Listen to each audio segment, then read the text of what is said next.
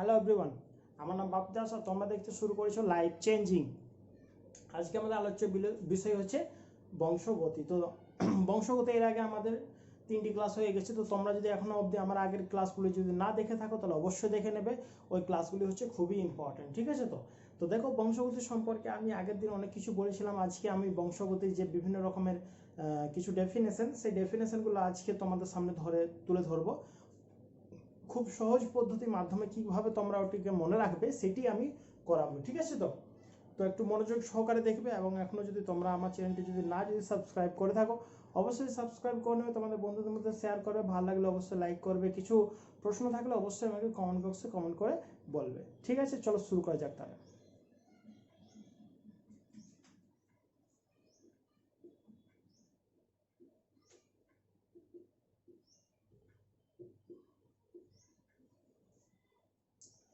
সমসংকর। দেখো, সমসংকর মানে কি বলবো, যখন একটি জীবের মধ্যে দুটি ভিন্ন ভিন্ন যে বৈশিষ্ট্য, সেই বৈশিষ্ট্যগুলি যখন তাদের মধ্যে সংকরায়ন করা হয়, অর্থাৎ সেগুলি যখন কি করা হয় আর কি মিলন করা হয়ে থাকে, সেটি হচ্ছে কি সমসংকর। সমসংকর এক্সাম্পল মাধ্যমে বুঝো, তাহলে বুঝতে আরো ক্লিয়ার হবে।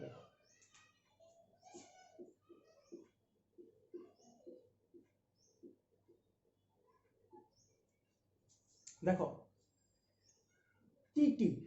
টিটি কি বিশুদ্ধ লম্বা, এবং এই এটি কি হচ্ছে বিশুদ্ধ বেঁটে। তাহলে দেখো, এখানে কি হচ্ছে, বিশুদ্ধ লম্বার সাথে বিশুদ্ধ বেঁটে এই যে মিলন হচ্ছে, এইটি হচ্ছে, বা এদের মধ্যে যে সংকরায়নটা হচ্ছে, সৃষ্টি হচ্ছে, এটিকে বলা হচ্ছে সমসংকর। এটিকে বলা হচ্ছে সমসংকর। বুঝতে পেরেছো তো? তাহলে দেখো এরপর কি আছে,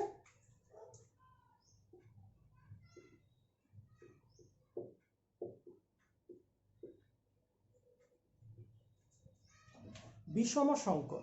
বিষমসংকর জিনিসটা কি? দেখো, দুটি হচ্ছে সমগোত্রীয়, অর্থাৎ কি সমধর্মী সম্পন্ন বা বিশুদ্ধ, ঠিক আছে? তো বিশুদ্ধ বৈশিষ্ট্য, এটা এটা হচ্ছে একটি প্রজাতির বিশুদ্ধ বৈশিষ্ট্য, এটি হচ্ছে ওই প্রজাতির, বা হ্যাঁ, ওই প্রজাতির আরেকটি বিশুদ্ধ বৈশিষ্ট্য। এখানে কি করব, যখন একটি বৈশিষ্ট্যের সঙ্গে আরেকটি বৈশিষ্ট্য যখন মিলন হবে, কিন্তু সেটি বিশুদ্ধ হবে না। দেখো,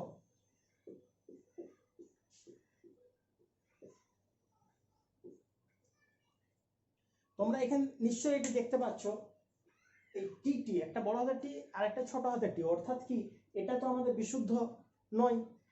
বিশুদ্ধের সঙ্গে যখন একটি সংকরায়ন যখন মিশ্রণ হবে, তখন সেটাকে বলা হচ্ছে কি বিষম সংকরায়ন। অর্থাৎ কি, এই দুটি দেখো, এটি কিন্তু বিশুদ্ধ নয়, এটি বিশুদ্ধ নয়, এটি বিশুদ্ধ, এটি হচ্ছে অবিশুদ্ধ। এই অবিশুদ্ধের সঙ্গে যখন বিশুদ্ধ যখন সংকরায়ন করা হবে, সেটি হচ্ছে কি বিষম সংকর। বুঝতে পেরেছো তো? দেখো, খুব সহজ পদ্ধতিতে মনে রাখবে, ঠিক আছে? তো তোমাদের বইয়ের ডেফিনেশন পড়তে পড়তে কিন্তু বিশাল দেওয়া আছে, সেই ডেফিনেশনে আমি যাচ্ছি না।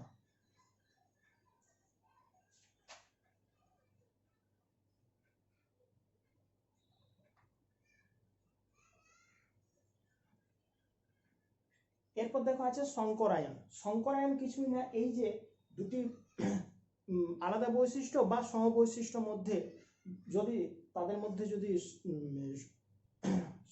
সংকর হয়ে থাকে বা মিলন হয়ে থাকে, সেটিকে বলা হচ্ছে সংকরায়ন, ঠিক আছে? তো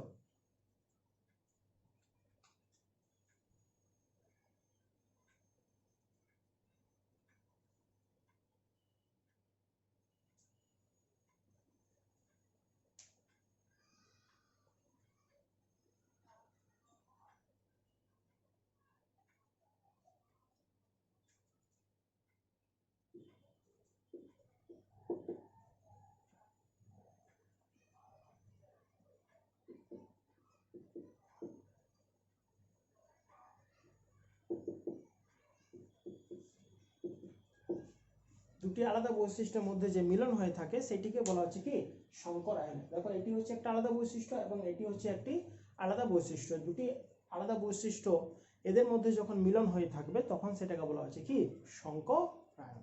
বুঝতে পেরেছো?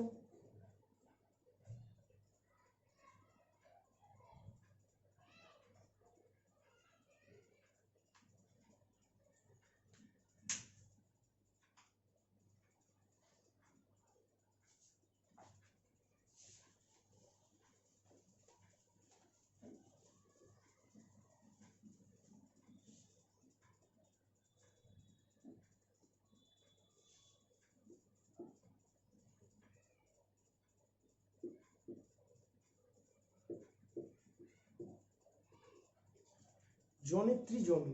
জনিত্রী জনু জিনিসটা কি?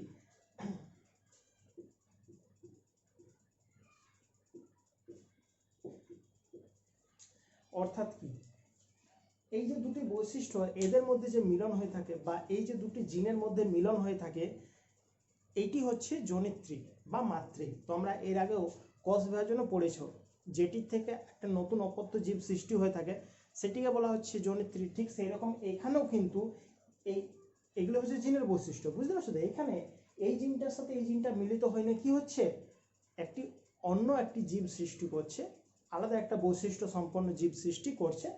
তো এগুলাই হচ্ছে জনিত্রী জনু, বুঝতে পেরেছো? তো একটা সিম্পল মেথড দেখো, এইটি এর সাথে এইটি গুণ করলে কি হবে?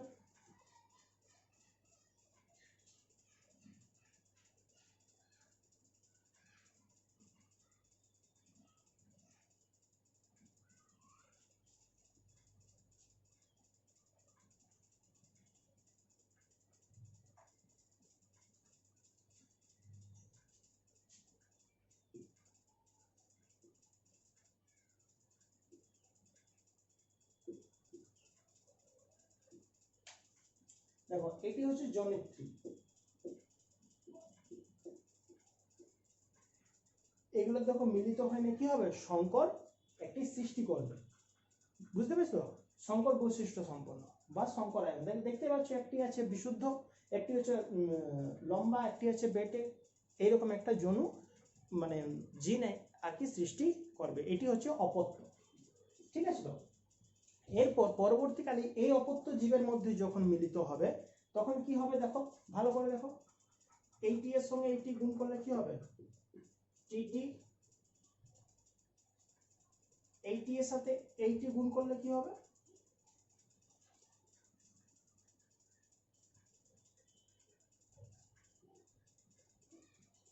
এইটি এর সাথে এইটি গুণ করলে কি হচ্ছে, আর এইটি এর সাথে এইটি গুণ করলে কি হচ্ছে। তাহলে দেখো আমরা এখানে কি কি পাচ্ছি, এখান থেকে আমরা চারটি কি অপত্য জীব পাচ্ছি। দেখো এইটা বিশুদ্ধ, এই দুটি হচ্ছে সংকর এবং এটি হচ্ছে বিশুদ্ধ, বুঝতে পেরেছো তো? এটা হচ্ছে বিশুদ্ধ লম্বা, এটি হচ্ছে বিশুদ্ধ বেঁটে, আর এগুলো হচ্ছে সংকর লম্বা, এটাও হচ্ছে সংকর লম্বা, বুঝতে পেরেছো তো? তাহলে এই যে বংশগতি দেখো, এটি জাস্ট অঙ্কের মতো একটা ফর্মুলা, সিম্পল গুণ করছি, গুণ করে যেটা বেরোচ্ছে সেটি হচ্ছে, বুঝতে পেরেছো তো? দেখে নাও, এটি কিন্তু তোমাদের পরীক্ষা অনেক সময় এসে থাকে।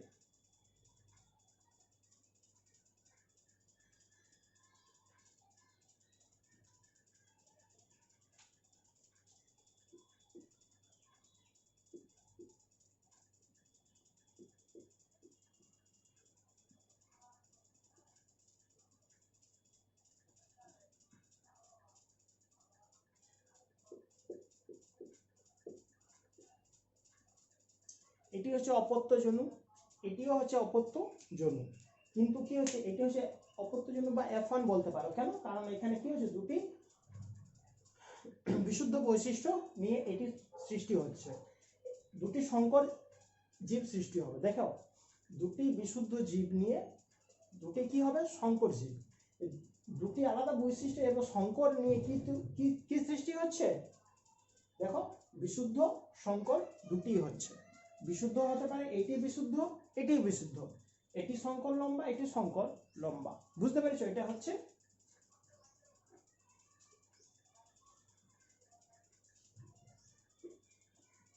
বইটা সেম শর্টকাট দেখেছি, ঠিক আছে তো?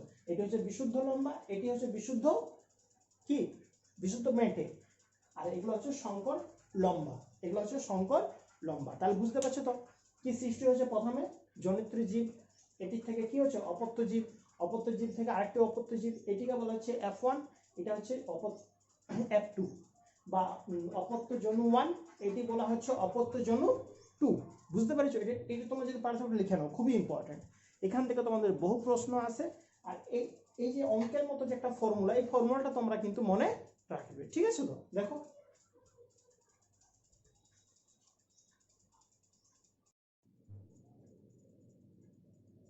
আশা করছি তোমরা এটা পুরোটা বুঝে গেছো। তোমাদের কোনো অসুবিধা থাকলে অবশ্যই আমাকে কমেন্ট বক্সে তোমরা কমেন্ট করে বলবে, ঠিক আছে? তো দেখো এটি হচ্ছে খুবই ইম্পর্টেন্ট, ঠিক আছে? আর আজকে এতটাই থাক। যদি তোমাদের আমার যদি পড়ানোটা ভালো লাগে থাকে, অবশ্যই আমার চ্যানেলটি তোমরা সাবস্ক্রাইব করবে, লাইক করবে, কমেন্ট করবে, তোমাদের বন্ধুদের মধ্যে শেয়ার করবে। যদি কিছু প্রশ্ন থাকে আমাকে কমেন্ট বক্সে কমেন্ট করে বলবে, ঠিক আছে? ভালো থেকো, ধন্যবাদ।